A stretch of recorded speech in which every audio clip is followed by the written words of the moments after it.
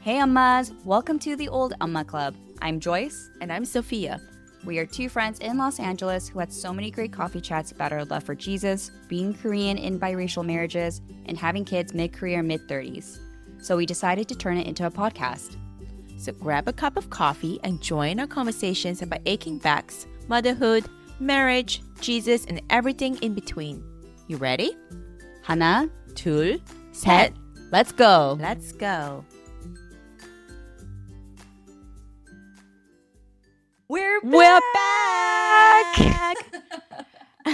Welcome back. Welcome back, Ummas. Welcome back, Ummas. Or if you're new here, hello. Hello. This is season 2 of the Old Umma Club with Joyce and Sophia. We are super stoked about this upcoming season. But before we talk about this incoming season, Sophia and I wanted to give you guys an update on just how we have been, because it's been a minute. The last time we recorded was in October. Right. You were very pregnant, and we actually recorded it at in my on hospital. Joyce's hospital bed. Yeah. On my Remember? hospital bed. I brought kumkuk and tteokguk for you. I know. Yeah, And I was that's where we did it. So it's been a while. It is 2026 now. Mm-hmm. Currently March 2026. Mm-hmm. And so a lot has happened. Yes. So Joyce, tell me what has changed since. Well, now I have a third child. So that's a pretty big change. Dum dum dum. Dum, Congratulations. dum. I know. Thank you. And even that was really big change, because it's like, not only was it just a big change in adding a third child, but it was also hard because Owen, that's the name of my third kiddo, he had to stay in the NICU for about a month. So that was a really big dynamic shift, because we didn't really get to step into the season that we were expecting. But then now that he's been home since December, and we've all been really settling into the groove of what it means to be a family of 5. So that's been good. Kian, my oldest, is now 4.5, and we are getting him ready to transition to TK. He's currently in preschool right now. And then Tig is 2.5, and I've been kind of keeping him at home for as long as possible. I know he's ready. He needs just a little more socialization, and I could tell he desires it. But I'm just like, oh, I just want He's your Velcro baby. I know. And I realized Sticky on both sides. yeah. And I just realized it's the reason why he's been so sweet is because it's almost like I was just telling Tyler, I was like, it just feels like a redemption experience of being able to re-experience having my oldest at home. So I think that's why I'm also cherishing it a little bit more. But also my oldest, the homie needed to go. He was he's so extroverted. I was like, there's not enough energy in my life to be able to provide the extrovertedism that you need. Yeah, he loves school. Yeah, he loves school, and I think Tig is going to be great. And so we're getting him ready to transition to potty training soon. And the worst. I know. And then there's also preschool. nothing positive about potty training. Except not having to pay for diapers, that much diapers. You still have to pay for That's night true. diapers, but that is the only upside. Yeah.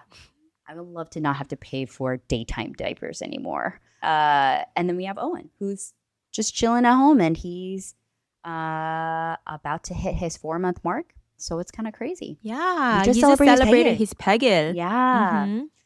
Amazing. I know. So that's kind of been it. I mean, and of course, our marriage has gone through its own evolution now that we have an added kid and a different dynamic.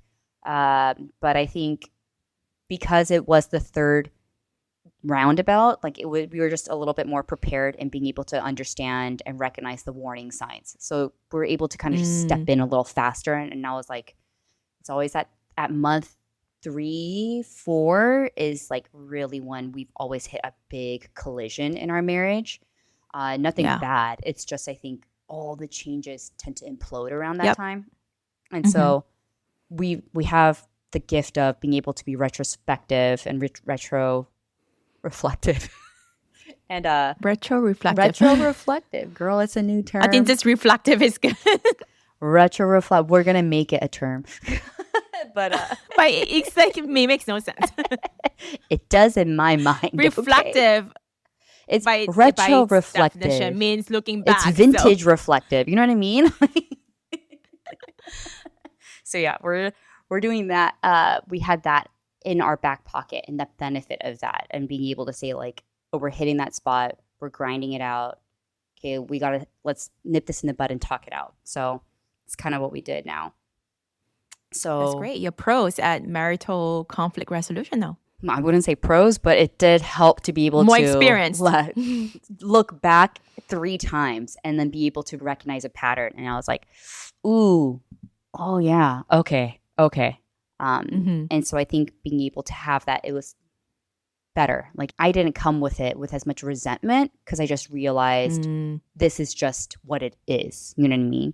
So I was kind of able to like note storylines and all that stuff. So we'll go into it more with the rest of our series when we go into it. But yeah, so that's just been kind of the changes that's been happening here.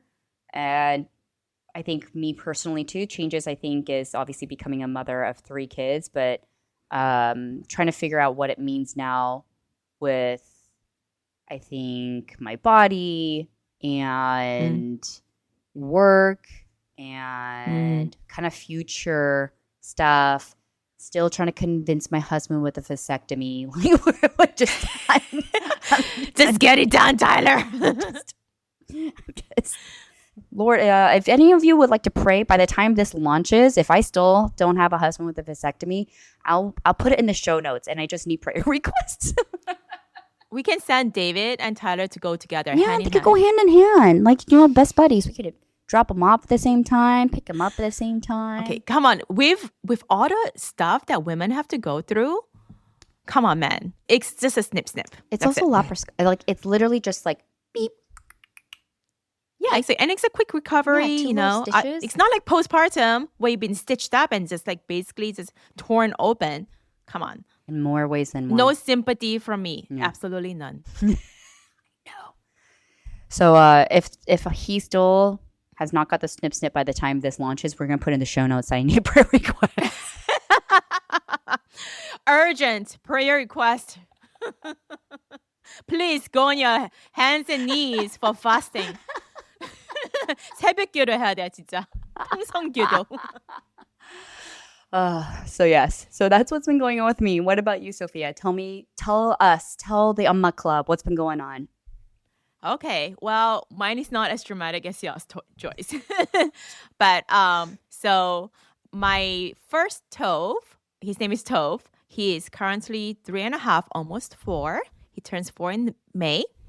And my second, Uri, is now 1.5 years. So very wild stages right now. My days consist of just basically chasing them around with a vacuum and a rag. And Uri's at a stage where she's climbing on kitchen counters, kitchen islands, dining tables, climbing everywhere. And then her hobby is to open the drawers in the kitchen and dump everything out one by one with the cutest smile on her face. So you really can't get mad at her. I know. The smile of happiness. You're like, oh. I know. She's so delighted. Yeah. So Tove is currently in preschool twice a week. And Uri's home with me 24/7. So she's also my Velcro baby, except she's actually quite an independent one. She does her own thing and kind of goes off by herself. So honestly, on the 2 days of week is where I'm just home with her is kind of almost my reset day. That's when I try to get a lot of stuff done, like recording this podcast, doing research, cooking things, baking things like that. Yeah. Also, I seem to be always about a year behind you, Joyce. That's true. On everything, but I'm also pregnant with my third. And I think it's almost 6 months. Every time it's like 6 months apart. Pretty much. Is it? It's almost pretty much 6 months apart or a year. 6 months to a year, depending. Yeah, six months to a year. Yeah. So yeah, I'm just like holding on to your coattails. So the baby is due in September, and I'm just about to hit second trimester, so it's pretty early. And we don't know the gender yet, but what do you have a feeling? Do you have a feeling? We have absolutely none. I don't have any kind of those kind of maternal woo-woo instincts. And you haven't had a dream All yet. of my predictions have come untrue. So I thought Tove was a girl, he was a boy. I thought Woody was a boy, she was a girl. So I don't trust my guts. Well, then we could also just say, have you make a guess and then maybe assume it's going to be the opposite. You've been consistent in being opposite. So, Well, I think it's a girl, and we shall see. There will be updates. I feel like it's a girl. David and I, we talked about it. He was like, I was like, I feel like it's a girl. He's like, yeah, probably. So I feel David like, too? yeah. He said that, huh? So I'm Maybe it's a hope. Just for things that are a little calmer. Though you can I don't know. That's such a gender stereotype. You can never know. You never know.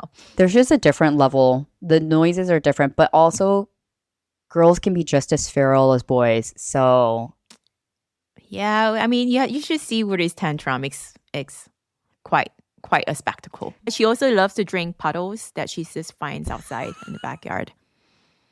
I literally I just give up. I can't have my eyes on you 24/7, kid. Like I can't. So, yeah, the things that have gone into her mouth, but then she's so healthy, she rarely gets sick. So, you know what? There's something about that immunity thing, building immunity. yeah, I mean, Slowly building yeah. it, And both getting of our, ready for preschool. both of our first kids were born during COVID, so it was like so much more.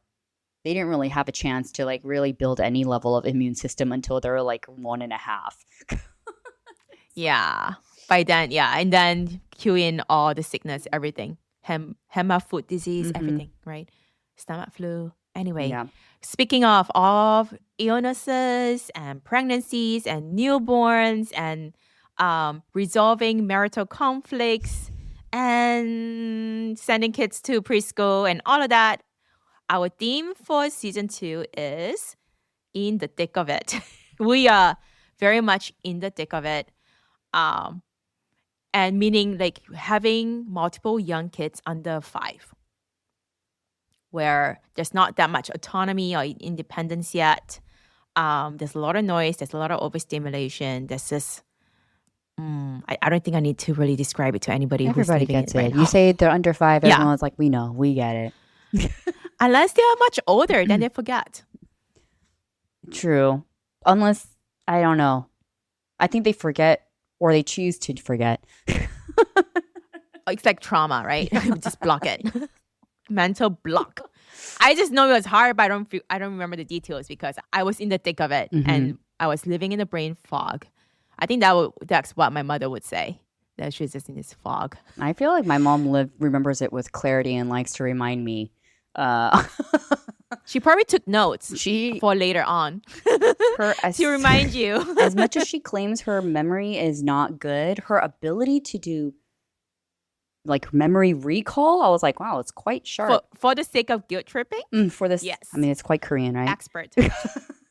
Just anything to just laden on the guilt measure. Yeah. So our season is it's about the thick. The theme is the thick of it. So we have different episode lined up. So it's the same format as last time, where we're going to just do a season. I think we have about 6 to 12, somewhere ranging 8. Oh, that's quite a wide range. 8 to 10? I think it's like 8 to 10. 8 to 10. Maybe if an episode gets long, then we'll cut it into part 1, part 2. Yeah. So, to be decided, TBD. Yeah, but it's going to be just like last time, where we'll launch on a weekly or bi-weekly basis, and we're going to have just a certain number of episodes out, ranging from the topics of transitions, right? Especially now that I have a third kid, transitioning from 2 to 3 or 1 to 2, and Sophia's upcoming 0 to transition. 1, which is just covering all of that, talking about what does self-care even mean. That's a whole thing for us, I think. The term of self-care is a whole thing. Feeding our children. Yeah. Disciplining our kids. What is our typical daily and weekly routine? Yeah. I'm sure we're going to talk about marital issues as well as it pops up. Yeah. So I'm really excited about this season because I think it's just topics that we've really been wanting to talk about, but we wanted to spend season 1 to just ultimately build the foundation of what the Old Umma Club is, who we are, and for us and you guys to get to know each other. And so now I think this is where our fun gets to kick off, where we get to really talk about topics that we've been wanting to talk about, really wanting to talk about. Yeah. Yeah, it'll be a fun episode. And I mean, we are living in it right now. Mm-hmm. So there's a part of me too that is a little nervous about of how consistent we will be in being able to meet up and record this episode. Things always pop up, right? So we shall see. We shall do our best. But that's why the season is called Being in the Thick of It. And then by the time we get to season 3, I think Sophia will be giving birth. So, or season 4. I really hope we finish this probably before then.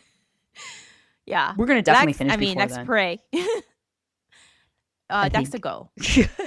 But also, we would love to continue getting feedback and like just hearing from you guys. It's been so sweet and awesome hearing from just our friends and family and community members. A funny one that a girlfriend of mine sent when we were talking, because a handful of our episodes from season 1 had quite technical difficulties. My friend, she texted me and she's like, if you mean by bad sound quality, you mean like it just sounds like 2 girls talking in a bathroom? She's like, that's perfect because sometimes I hide in the bathroom for my kids, and that's exactly what I needed. It's like, she was like, it just sounded like as if when I was hiding in the bathroom and I'm just talking with friends in the bathroom. So I was like, all right, well, there you go then. That is the perfect vibe. Yeah, that's exactly what we're going for. Where, and actually both, I think Joyce and I have personal experience this where I actually hid in the bathroom. Oh yeah. And I sent you a voice message because I was about to lose it. Yeah. Yeah. So with the closet. Yeah, that is totally the vibe we're going for. We're not trying to be experts on anything. We're still learning. Mm-hmm. We're just surviving. Mm-hmm. And we just want to reach out with empathy and saying we are in it too. Mm-hmm. Yeah. That's just really what it is our ultimate goal has been just to be a podcast that you can turn on and have it running while you're just kind of doing things, and it just feels like chatter, like you're just listening to 2 friends talk, and that's really what we want. Yeah, that's one of the feedback we got too from a missionary in Peru. Actually, she was saying that she loves listening to our podcast while she's doing chores around the house, like washing the dishes, and she's just listening to us talk, and it's just like having girlfriends over spilling tea. Yes, always spilling the tea. Also got an email from someone who doesn't have children, and she listened to a podcast. So that was amazing. Oh, that's right. Yeah. That was so really cool. Amazing. I was like, wow. Yeah, that is so cool. Felt real. I hope it does not scare her away from parenthood. No, she's going to be more prepared. Yeah. Let's hope for that. A realistic, non-curated have realistic expectations. Expectations of parenthood. Yeah. My hope is also that when listening to this, we know that parenthood is hard, but that also it is so beautiful for its hardships. Mm-hmm. Yeah, that there is so much beauty, and we truly do enjoy being mothers. Yes, we really do. For as much as we complain about it. Yeah, we love complaining about it, and it gives us a lot of good content to complain about, which makes us happy. Yes. Yeah. All right, Ummas. Well, welcome to the start of season 2. We're so glad that you're joining us again, and that we hope you continue to spread the word about the Umma Club and increase the members so that they could come join and listen to us spill the tea about our lives. Mm-hmm. We got lots of tea to share. Yeah, all of it. A whole teapot. All right, Ummas. We'll see you next time, okay? Bye. Bye. Thank you so much for listening. If you've been liking our episodes, please follow, like, subscribe, or leave us a review on Apple Podcasts or Spotify, wherever you listen to podcasts. We'd love to connect with you and hear your thoughts and feedback. You can find us on Instagram at The Old Umma Club, or reach out to us at theoldumaclub@gmail.com. Gotta give a big thank you to Kevin MacLeod for our music. Until next time, Ummas, may the Lord bless you and keep you sane, hydrated, and fulfilled the way only He can.